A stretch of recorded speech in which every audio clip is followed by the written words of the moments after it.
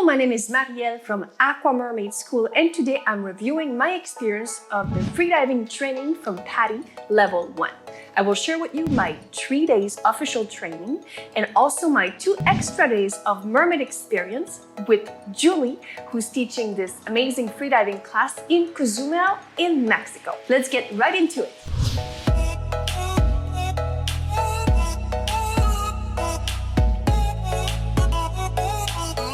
First, I wanted to take that training because so many people were asking me, how can you hold your breath longer underwater? And I had no specific answer because I never was properly trained. I'm just a good swimmer and I teach people how to swim like mermaids, the dolphin kick movement and different moves, but mainly I'm not a freediver and I cannot hold my breath for 5 minutes underwater. But after this training, I can hold my breath much longer and I will show you how and the key things I learned. Also, the other thing why I wanted to register to that training, it's because I will be representing Canada as Miss Mermaid International in Egypt. In about 2 months, I will be competing, and one of the challenge is to go as long as possible underwater with the monofin. Then with the freediving, it's gonna help me a lot. Just to give you context, I tested myself how long can I stay underwater swimming at home, and I did one length of the pool in 35 seconds. And that was while swimming without fins. That was pretty much a good time for me. Then let's see how I can boost it up with the training. Here's a little summary of the level 1 PADI freediving class. Then mainly the objective to get your first level is to be able to swim as minimum of 10 meters deep, to do a static breath hold of minimum 1.5 minutes, and also to do a dynamic swim horizontal for at least 25 meters.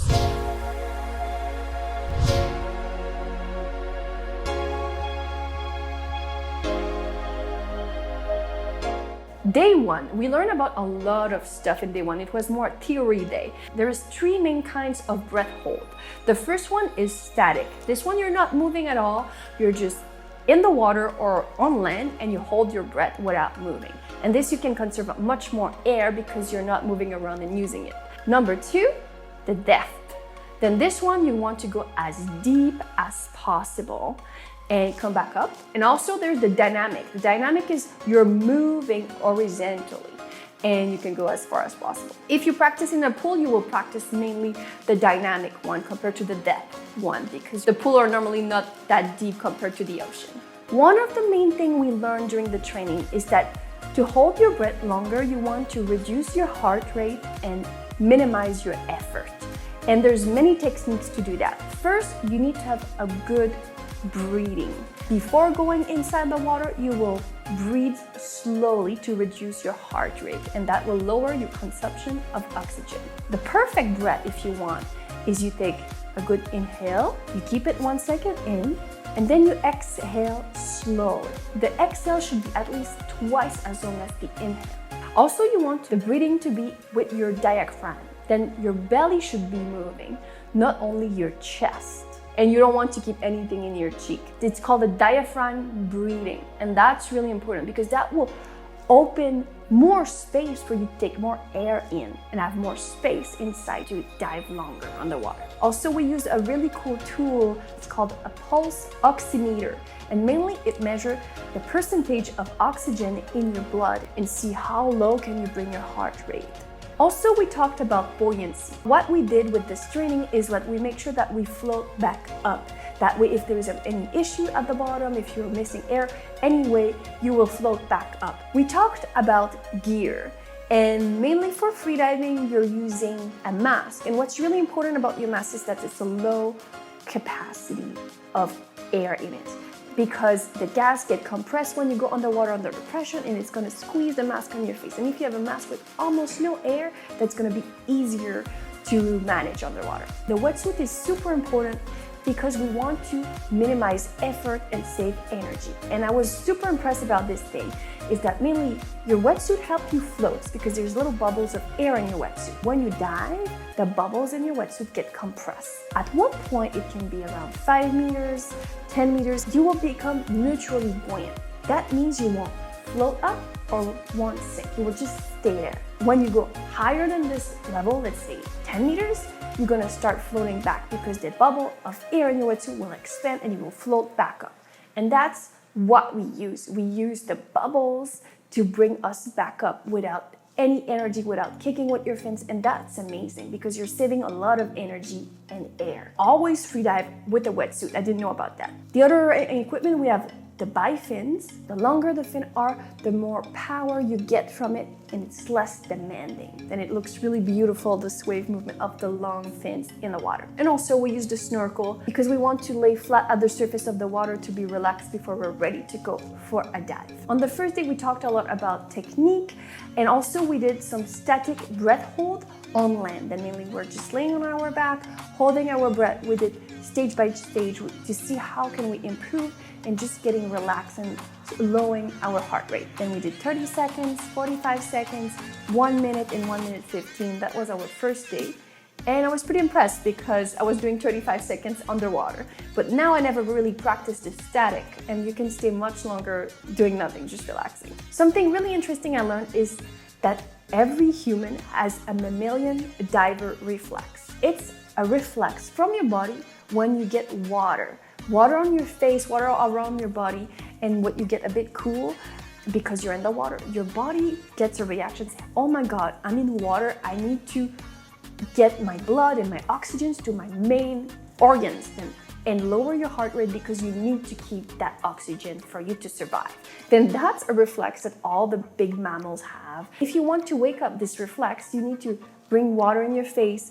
One of the things I was really surprised they told me about is that normally when I want to go dive as a mermaid, I exhale a lot of air of my body because I want to sink and take nice poses without floating back up. But in freediving, you want to keep all your air inside until you come out.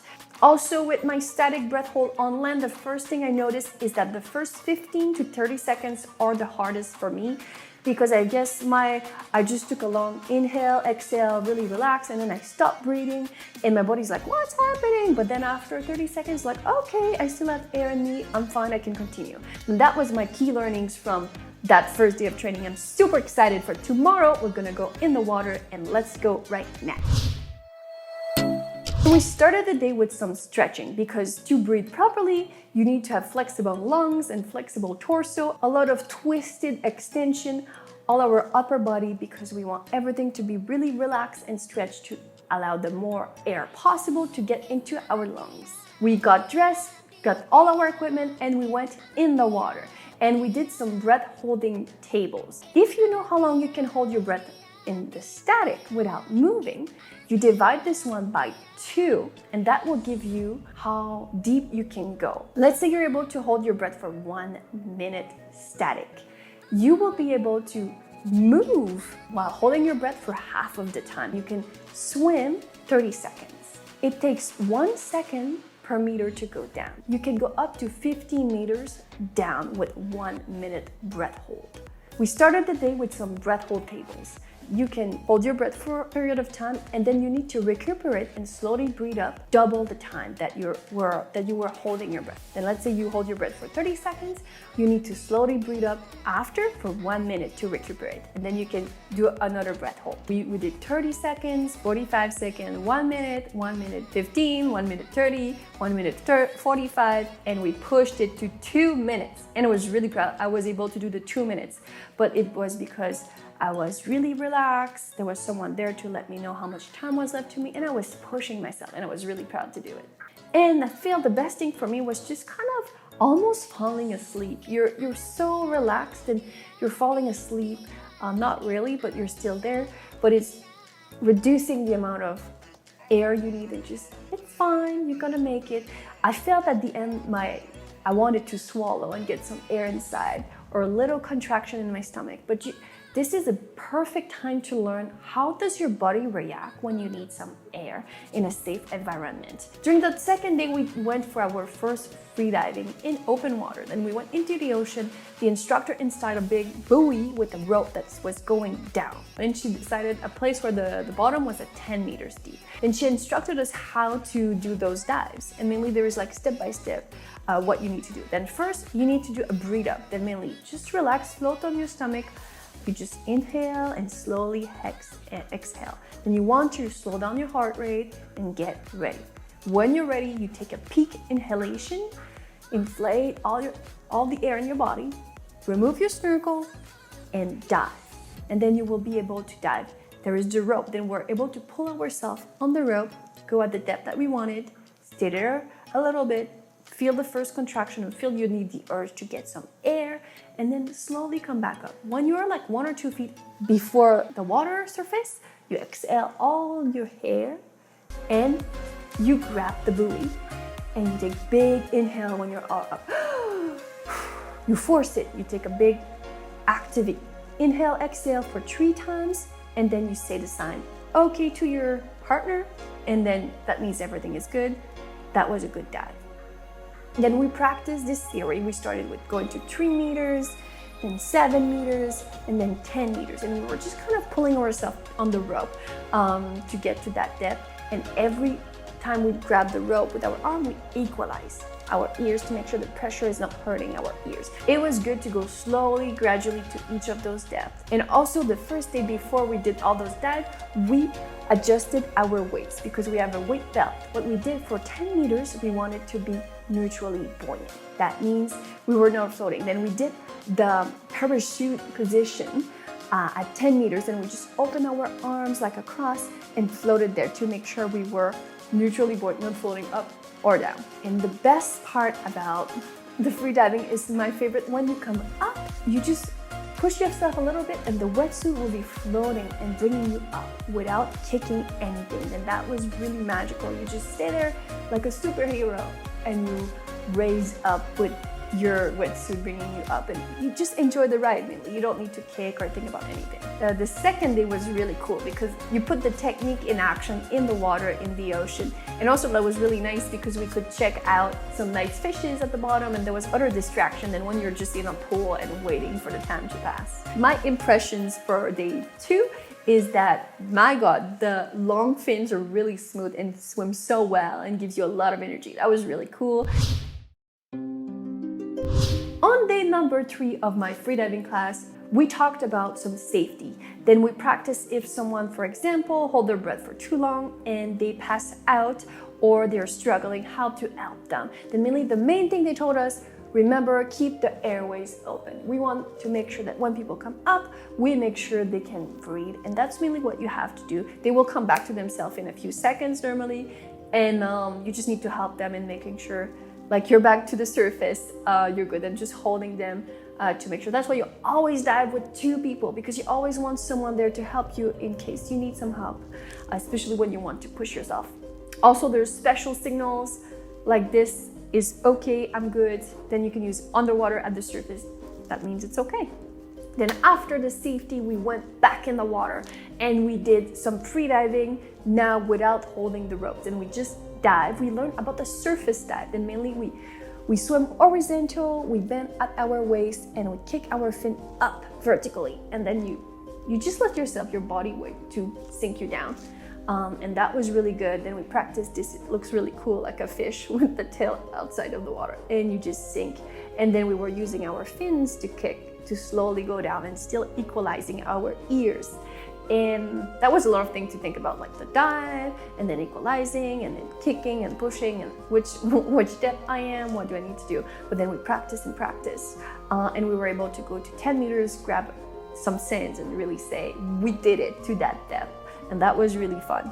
Then mainly we did that exercise to go at the 10 meters depth a few times in a row, because you want to build your confidence and you want to be easy for you to go at that depth before you want to go deeper.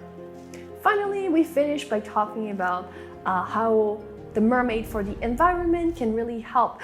And one little thing you can do, for example, is stop using plastic straws and using some metal ones, or just not using straws at all. The plastic stay on our planet forever, and you want to remove that because fish eat it or it really destroy our environment. Okay, day 4 of my adventure, we went to a really nice place called El Cielo. It's on the island of Cozumel in Mexico. And this is like in Pirates of the Caribbean. You have the beautiful island and nobody around, the shallow beach with the beautiful white sand, and then we swim with the mermaid tails there. We took some beautiful photos on the boat, and that was a great experience for a nice photo shoot and just feel like a princess or Pirates of the Caribbean, beautiful mermaids. The second biggest coral reef in the world is in Mexico, right here where I am.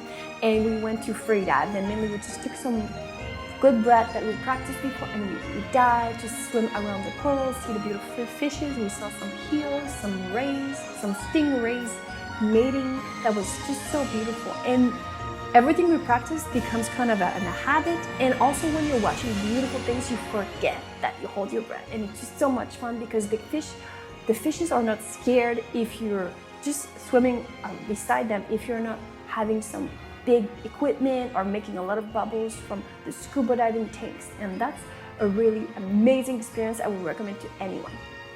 What I would like to share with you is how freediving and mermaiding can bridge together. Then freediving, it's the sport of going down in the ocean as deep as possible and challenging yourself and your limits. And mermaiding is more like a performance, a fun sport, and then you can bridge the two with the safety aspect that freediving brings. Then all the safety and also about the technical aspect, how you can hold your breath longer. Let's say if you want to do performance in the aquariums or shows, and it will be really good for your cardio mixed with some really beautiful moves, and that will be the perfect mermaid, the side of the artistic and the side of the performance. Day 5 of my adventure. Then mainly for the final day, we did a bit more mermaid stuff, and we went to the oxygen bar or the clear lounge, how they call it. And mainly that's an experience where you can put a big helmet and that you can breathe oxygen underwater. And that was really cool because your body is kind of confused about what's happening. You're really kind of floaty and weightless like an astronaut, but also you can still breathe. And we were able to dance, have some fun, take some photos, and at the end we were able to put our mermaid tails to swim around and perform for the people that are there. And that's a really cool experience if you want something unique, different, to take photos and also just practice performing. And I feel even the helmet with the air, they can add essential oils if you want some kind of treatment, aromatherapy. I didn't do this one, but they also offer it, and it's really relaxing. And I feel at one point I had too much oxygen. I was like, oh my god, this is not something I'm used to. And when I was taking my helmet off, I was like, oh, I need to breathe the regular air. But that was really cool as an experience. Your side views was a bit limited because you can only see in front of you with this big helmet. But I found it super energizing and fun and unique experience. Then I will put all the information if you want to go to those places or take a freediving training in the description below. I would highly suggest for someone who wants to become a professional mermaid and do some underwater performance to get trained in freediving. First, because you need someone who knows what they're doing if you want to hold your breath, because never try this alone because it can be dangerous. But if you do it with someone but they know what they're doing, it's gonna really help you. And also learn a lot about your body and how your body reacts, get to know your triggers in your body when you're lowering the amount of oxygen and also bringing up the amount of CO2, and that's mainly what causes those reflexes from our body. Then get to know your body, get to know the techniques, and practice. And I hope this video was really helpful. I felt amazing after that training. It was exhausting, but I feel really proud, and I'm so excited to practice more and more, and I will be able to take some amazing footage underwater for you. Then comment in the description. I took my class with PADI. Do you know other organization that you would recommend or you did it with them? And how long can you hold your breath? Test it and let me know in the comments below. Take care, and I will see you in my next video. Bye!